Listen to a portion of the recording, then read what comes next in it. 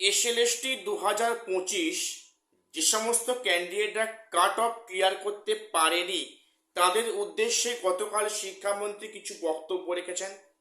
ভিডিওটা মন দিয়ে শোনো, বিষয়টা বুঝতে পারবে।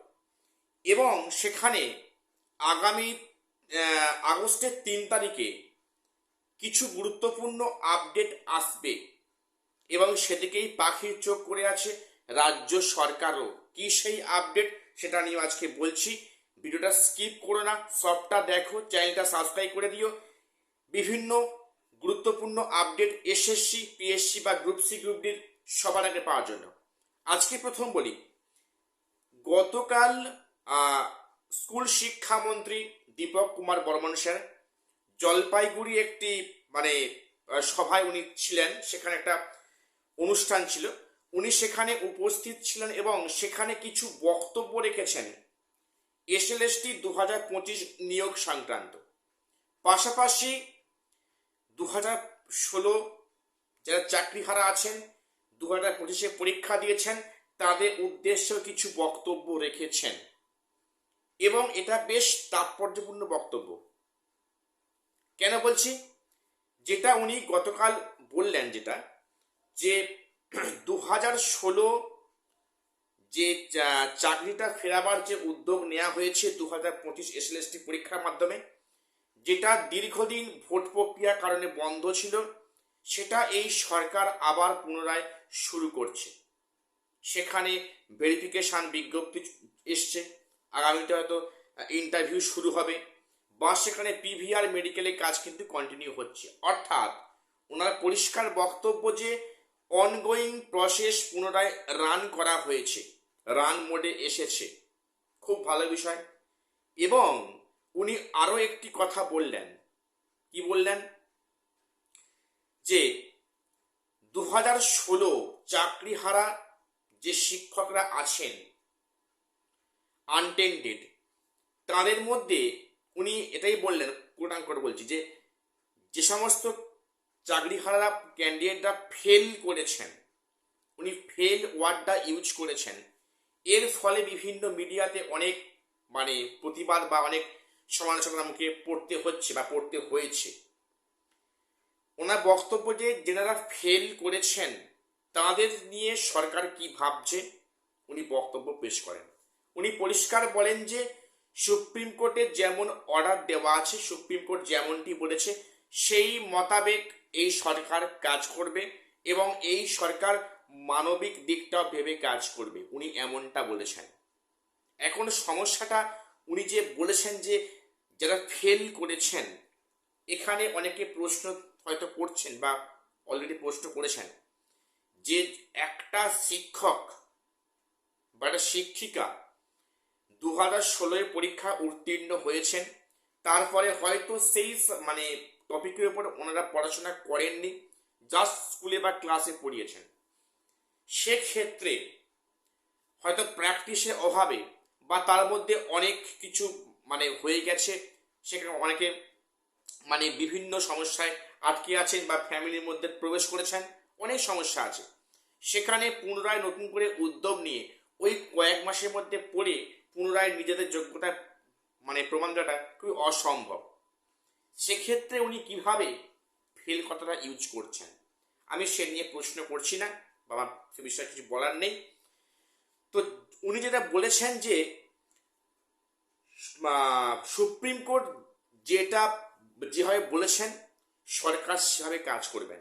এবার এখানে বলে রাখি, সুপ্রিম কোর্টে কিন্তু এমনটা আমার মনে হয় বলা হয়নি যে যে সমস্ত ক্যান্ডিডেটরা উত্তীর্ণ হবেন না বা কাট অফ ক্লিয়ার করবেন না তাদের উদ্দেশ্যে কি তাদের প্রতি কি সরকার মনোভাব নেবে, সেটা মনে হয় কোর্ট থেকে বলা হয়নি, যেটুকু আমি জানি, আমার জানাটা ভুল হতে পারে।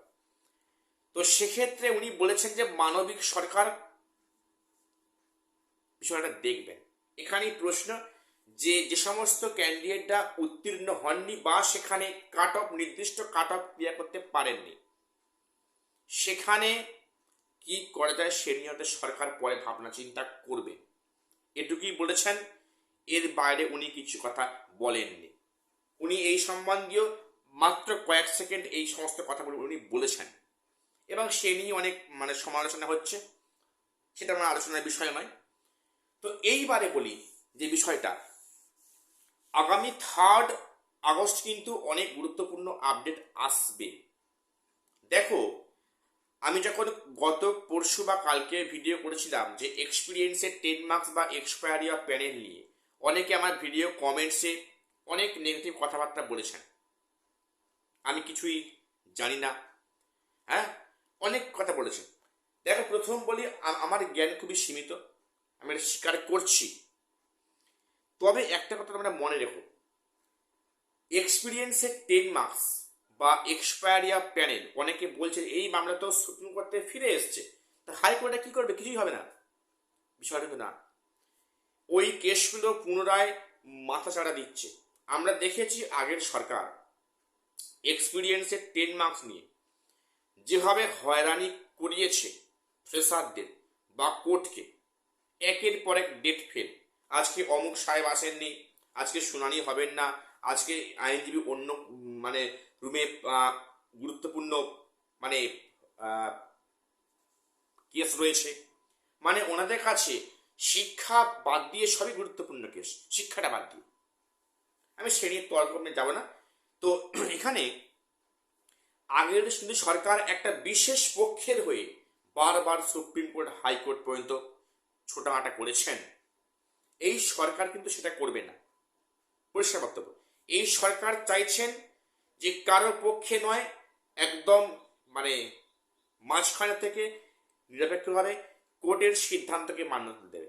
অর্থাৎ এই কেসটা আগে যার আন্ডারে ছিলেন উনি আবার সেই বেঞ্চে ফিরে এসছেন। অর্থাৎ এক্সপিরিয়েন্সের 10 মার্কস কিন্তু একটা 11th আওয়ার্সে ছিল, একদম লাস্ট মোমেন্টে ছিল। তারপর থেকে শুনানি হবে এবং আশা করছি অতি শীঘ্রই 3 আগস্টে একটা জাজমেন্ট আসতে পারে, সম্ভাবনা আছে, বা তারও পরে। তো সেখানে এক্সপিরিয়েন্সের 10 মার্কস মামলা কিন্তু একটা গুরুত্বপূর্ণ ভূমিকা আছে এই সরকার চেঞ্জ হওয়ার ফলে।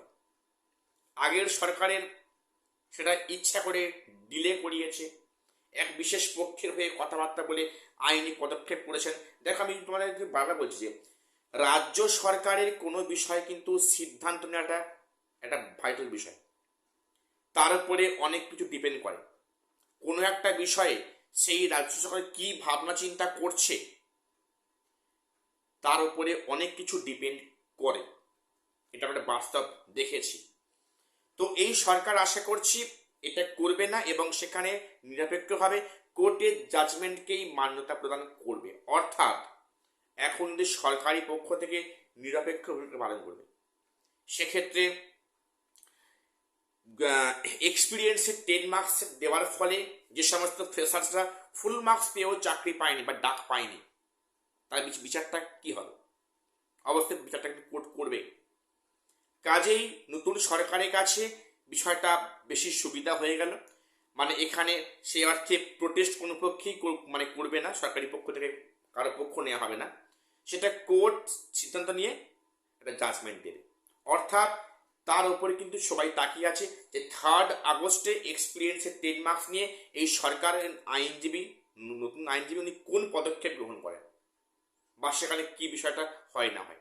এবং এখানে শেষ নয়, এক্সপায়ারি অফ প্যানেল এই কেসটাও কিন্তু মারাত্মক জায়গাতে রান করতে পারে আগামীতে।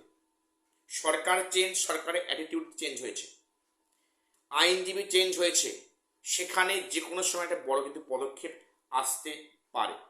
তবে এক্সপিরিয়েন্সের 10 মার্কস নিয়ে কিন্তু আমরা অনেকেই এখনো আশাবাদী ছিলাম, আশাবাদী আছি এবং আশাবাদী থাকবো।